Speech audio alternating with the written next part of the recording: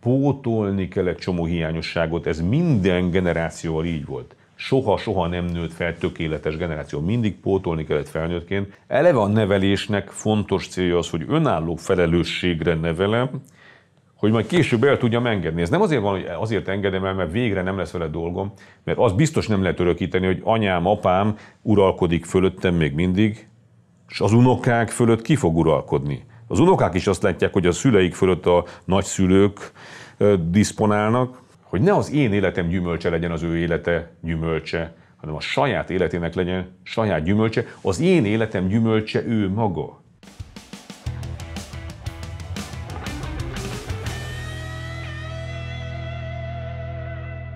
Nagy szeretettel köszöntök mindenkit, Bedő Imre vagyok, és ez itt a Férfiak Klubja Mentor csatornája. Itt olyan értékrendi és látásmódbeli dolgokról beszélünk, ami azoknak mondom el, akik még újak a csatornán, hogy akik férfiként és nőként szeretnének megerősödni, azok itt gyökérzetre lelnek, és az élet továbbadásához mi egyfajta értékrendi bázist építünk. Falatról falatra, ha úgy fogyasztjuk, vagy lépésről lépésre, videóról videóra, olyan dolgokról beszélünk, amiről lehet, hogy otthon kellett volna, de nincsen meg hozzá a szókincs, tehát nem jön szóba a különféle családoknál, vagy nem is esik, de nincs is amikor erről beszélni, de mégis jó tudni, mert az életünkre nagy befolyással van, és kapaszkodókat keresünk, akkor itt lelünk. Majd generációs ilyen kapcsolódási kérdést hozok, mert látom a fiatal generációnak, a sikertelen fiatal generációnak a vergődését, és a sikertelen szülőgenerációnak a vergődését, és hozok egy olyan témát, ami mind a kettőt érinti, van egy közös eredője a sikertelen fiatal és sikertelen szülő, sőt a sikertelen nagyszülők generációjának is. És ez a közös eredője a leválás. Engedik-e magukról leválni a gyerekeket a szülők, vagy nem? Tudatosan nyilván engednék, de tudat alatt, vagy nem tudatosan mégiscsak egy nagyon szerteágazó, nagyon-nagyon általános jelenséggé vált, hogy nem nagyon válnak le a gyerekek a szüleikről, és a szülők is, hogy mondjam, tehát így beleállnak abba, hogy míg a világ, ameddig legalábbis élnek, addig nem engedik el a gyermekeiket. És ez a természet rendjével teljesen szemben. Most mondok egy természeti példát, mert szerintem nagyon érdekes, hogy a Mester Károlynak köszönöm külön, akivel való beszélgetésünkbe felmerült ez, és azt bővítettem egy kicsit. Tehát most felteszem azt a kérdést, hogy mindenki tudja, ugye, hogy a választ esetleg keressétek magatokba, hogy miért terem almát az almafa, vagy miért terem a szőlőt. És nem azért, hogy a gyümölcse jó legyen, meg lekvár legyen belőle, meg pálinka, meg hogy megteremje egyáltalán a gyümölcsét, hanem azért terem, hogy magja legyen. Tehát a gyümölcs közepébe, tehát a szőlő sem a borért lesz, hanem a magjáért terem minden gyümölcs. Minden gyümölcsnek az a célja, hogy az ő magja lehújjon, és tovább éljen. És nagyon érdekes, hogy nincs egy láthatatlan gumiszál a gyümölcsökön, ami ott tartja az almát az almafa alatt.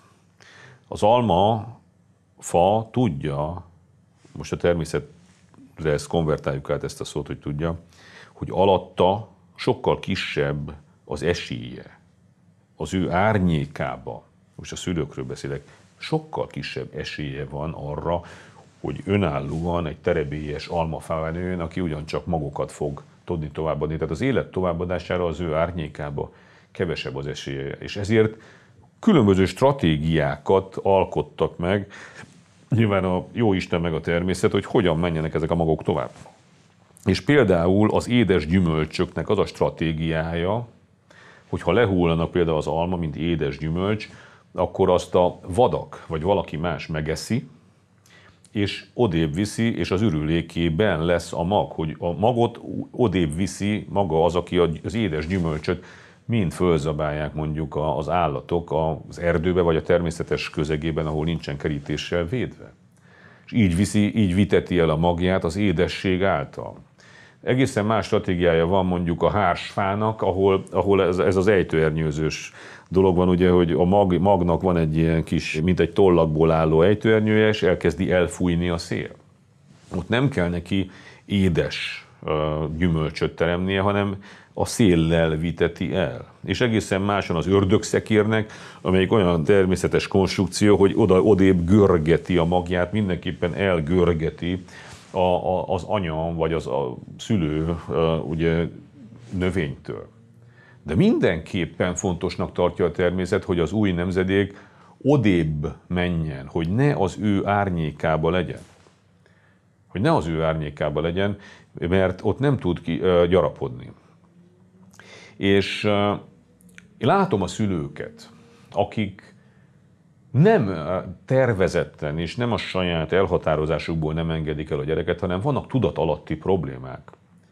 És az egyik legkomolyabb tudatalatti probléma, erről beszéltem már néhányszor, de most ismét felhozom, mert nagyon itt volt bennem ez a példa, hogy milyen zseniális a természet, és hogy nekünk ezt csak követni kellene. Tehát az egyik ilyen tudatalatti problémája a szülőknek az, hogy az gyermekeik nem elég önállóak, nem elég felelősségteljesek, nem tudják ellátni a dolgokat, és ezért ők úgy érzik, hogy később életükben, felnőtt korukban is, de lehet, hogy életük végéig pótolni kell azokat a hiányosságaikat, amiket látnak bennük, és ezért állandóan ott vannak, állandóan rajtuk vannak, állandóan őket segítik, nem akarják elengedni a saját gyermekeiket. Ezek tudatalatti folyamatok. Tehát azért beszélek erről, hogy tudatosítsuk a fiatalokba is, hogy egyszer majd fel kell nőni, egyszer majd el kell szakadni, egyszer majd azt kell mondani a szülőknek, hogy többet ne szóljatok bele, adtatok, amit adtatok, de attól most már én rajtam van, pótolni kell egy csomó hiányosságot, ez minden generációval így volt. Soha nem nőtt fel tökéletes generáció, mindig pótolni kellett felnőttként, de minden esetre én pótolom, én intézem, az én sikerem, az én életem, az én családom, és minden gyümölcs, amit én termelek, az az én gyümölcsöm, nem pedig az, hogy én mindig senki vagyok, mert minden gyümölcs, ami úgy látszik, mint az enyém lenne, az az anyám, apám gyümölcsöm, mert hátulról ők mondják, rám vannak telepedve, minden, és egy folyamatos konfliktusban élek. Ugyanez a szülőkre is vonatkozik. Tehát értjük azt, hogy nem lehet tökéletes nevelést adni, én sem tudok tökéletes nevelést adni, lesz, amit pótoljanak a gyerekeim. Értjük azt, hogy látják a gyerekeik vergődését, hogy nem értenek egyet a házasságaikkal, vagy mindig okosabbnak érezzük magunkat, mert azért többet éltünk, nagyobb tapasztalatunk van. Ez teljesen természetes, de el kell őket engedni, át kell adni a stafétát az ő kezükbe. El kell, azt mondja, tessék, ez egy hivatalos dolog. Átadom neked a saját életed felelősségét. Itt van a staféta. Köszönöm, most már elengedlek, mehetsz. Ne gyere vissza, tanácsollak majd, ha megkérdezel, de intézzed, mert mindent nem tudsz, de elég jó vagy ahhoz, hogy el tudj indulni, aztán a többi majd megoldódik, old meg valahogy. És ez hoz hozni egy sikeres életet, mert hogyha helyettük döntünk, akkor elvesszük, helyettük cselekszünk sokszor. Én most magamot is ide sorolom mindig, de én ezt nem csinálom, mert nagyon tudatosan próbálok erre készülni. De nagyon fontos, hogy ha ezt tesszük, akkor az önértékelés és az önbecsülés és az önbizalom alapjai teljesen elveszítjük. Nem lesz, amit ő önmagának saját értékének tekintene, nem lesz, ami miatt megbecsülni, az önbecsülés alapján elvész, tehát nem lesz, ami megbecsülje magát, és bizony magában nem is fog bízni, hiszen mindig kívülről, hátulról, felülről fogja érezni, hogy kapja a dolgokat. Tehát nagyon-nagyon lényeges dolog, hogy aki önállóságra neveli a gyerekét, tehát a felelősségre neveli, ott a felelősség átadható. Eleve a nevelésnek fontos célja az, hogy önálló felelősségre nevelem, hogy majd később el tudjam engedni. Ez nem azért van, hogy azért engedem el, mert végre nem lesz vele dolgom, hanem azért engedem el, hogy ő a saját jogán kezdjen el termelni, teremteni, cselekedni a világba, és megerősödni, és ebből származik az ő önbecsülése, önértékelése, önbizalma, ebből származik a mások tisztelete, ettől fog felnézni egy férfira egy nőre a férfi, ettől tudnak ők ők olyan gyümölcsöket teremni, ami bearanyozza az életüket. Viszont, hogyha nekik nem saját a gyümölcs, hanem mindig az anyukájuk, akkor az anyukájuk aranyozza be. Az egyáltalán, az egy teljesen roncs élet. Tehát nagyon érdekes dolog ez, hogy azok a szülők, akik nem nevelik önállóságra a gyermekeiket, azokat a gyermekük egyrészt követnie kell a szülőnek, mert úgy érzi, hogy sajnos állandóan ott kell lenni, segíteni. Másrészt a gyermek nem tudja átvenni a felelősséget, ezért élete végéig vádolni fogja a szüleit. Élete végéig minden problémáért a szülők lesznek a hibások. Hány ilyen van? Én értem, hogy most, ha itt vagyunk, akkor is meg kell húzni egy határt, és át kell adni neki, azt mondani, hogy figyelj ide, mostantól kezdve hagyjál engem békén. A felnőttség arról szól, hogy tovább tudsz lépni, túl tudsz engem lépni. Vedd át a dolgodat, kezd el megcsinálni a dolgodat, de az nem lehet, hogy bűntudata van a szülőknek, hogy ők nem nevelték eléggé önállóra, mert elhitték, hogy a Dr. Spock, meg a nevelés, meg a újfajta elméletek, meg az erőszakmentes kommunikáció, meg a nem tudom, mindent elhittek. Utána lett egy nyámnyila a gyerek, aki csak követelőzni tud, akinek minden sikertelenségért, amit úgynevezett felnőttként átél, mindig örökre a szülei lesznek a hibások. Egy nyomorult jövő nemzedék van, egy nyomorult szülő nemzedékkel karöltve. És ennek csak ez a lényege, hogy célul tűztük-e valaha azt, hogy olyan ember legyen, mert ez a fő célja az embernevelésnek, hogy ő majd teljes körűen átvehesse az élete fölötti uralmat. Azért, hogy ugyanezt örökítse a saját gyermekének. Hogy az is ugyanazt örökítse a saját gyermekének. Mert az biztos nem lehet örökíteni, hogy anyám, apám uralkodik fölöttem még mindig, és az unokák fölött ki fog uralkodni. Az unokák is azt látják, hogy a szüleik fölött a nagyszülők diszponálnak, de ők milyen mintát kapnak? Értjük ezt? Tehát a kultúránk ezt nagyon-nagyon helyesen meghatározta. És egyszer csak az volt, hogy vége, viszontlátásra menj, intézd a dolgodat, örülj a saját sikereidnek, vagy amit a Jóistentől kapsz, de pótold mindazt, amit nem tudsz. Mindenki úgy engedte el az útjára az embert, az összes népmesébe is, hogy nem tud mindent. Az egész népmese arról szól, hogy ő elindult otthonról, az összes népmesébe, és utána rengeteget tanult, és rengeteget pótolt, és nyilvánvalóan, amikor a népmesének vége lett, mert összeházasodott a királylánnyal, akkor is továbbra is pótolt egy csomó dolgot, tanult, igyekezett mindent átadni, és amit nem tudott, aztán egy következő nemzedék, amikor felnőtt, akkor ő is elkezdte pótolni azt, vagy hozzátenni mindahhoz, amit ő kapott. Nem is hiányokat pótol, hanem bizonyos csomaggal elindul, senki nem indul el az élete végéig elég csomaggal, hanem mindent, amit miután elindult, azután ő tölti a hátizsákját, és abból leszik. Ez egy abszolút természetes dolog. És abszolút értem, hogy nehéz elengedni? Persze, hogy nehéz elengedni. Tehát az egyik titok ebben az, hogy egész életünkben erre kell készülni. Tehát egyszerűen arra kell készülni szülőként. Most fiataloknak is beszélek, hogy ők majd hogy csinálják, akárhogy csinálták velük. Egyszer le kell szakadni, utána biztos lehetsz benne, hogy lesznek hiányosságai, de nekem is volt, mindenkinek, apámnak, a nagyapámnak is volt, és mindent lehetett pótolni, de én pótolom, én vagyok büszke rá, az én teljesítményem, az én önbizalmam, önbecsülésem, önértékelésem, az én családom, az én továbbadott életem, és azt jelenti, hogy én valaki voltam.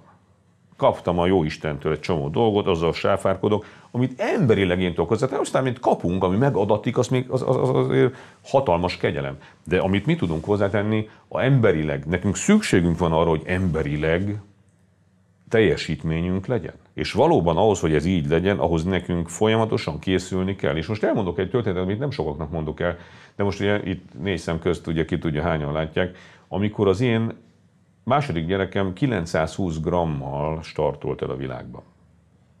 És az inkubátorban volt egy akkora gyerek, 920 gram, az ugye 3x30 deka Párizsit vettem hazafelé, meg gondoltam, hogy legyen ott otthon a többieknek étel, és rájöttem, hogy az annyi, mint a gyerek. Tehát olyan combja volt, mint az ujjam. Nagyon pici volt. De ott élt, és mozgott, és masszíroztam az inkubátorba. És nagyon sokat imádkoztam, és nem tudom miért, de úgy imádkoztam akkor, hogy merjél megszületni, merjél megérkezni, merj felnőni, mert el foglak engedni.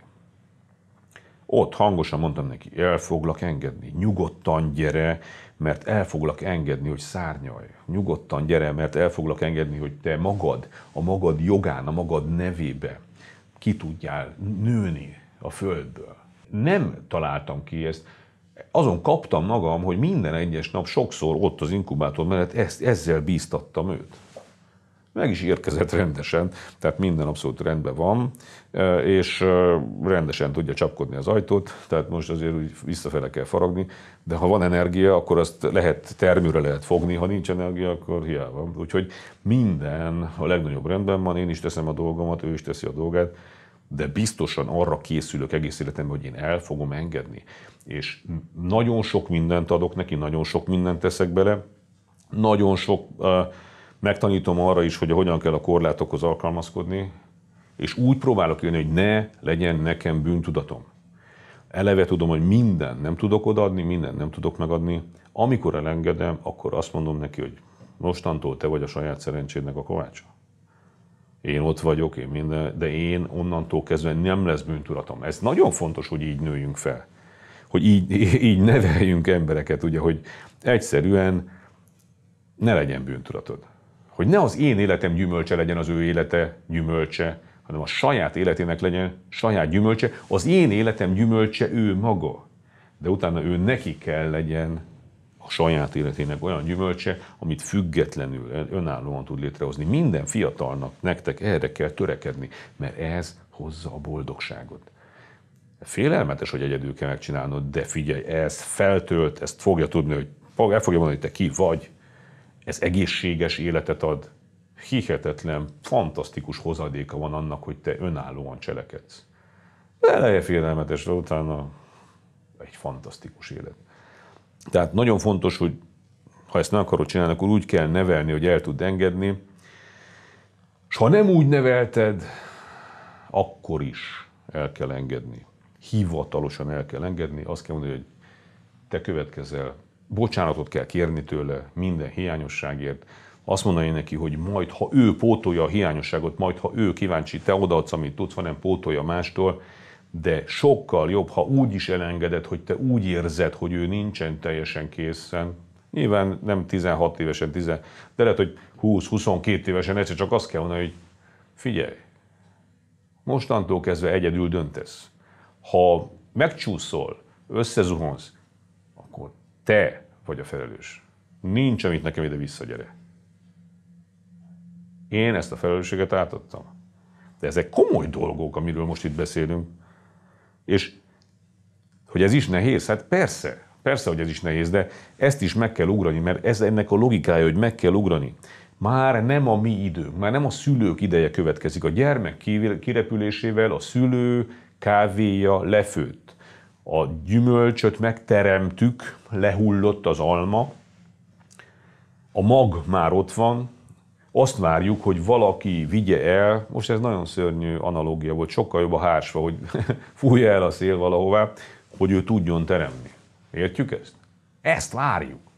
Nem azt várjuk, hogy hű, de jó, megteremt, akkor mindegyiket odaragasztom magamhoz, és akkor várom, hogy mi lesz. Nagyon nehéz. De az új nemzedék ereje, tudása, akarata, szándéka, szeretete a fontos, hogy ez el tudjon indulni, és hogy ő olyan legyen, hogy ugyanezt tovább tudja adni.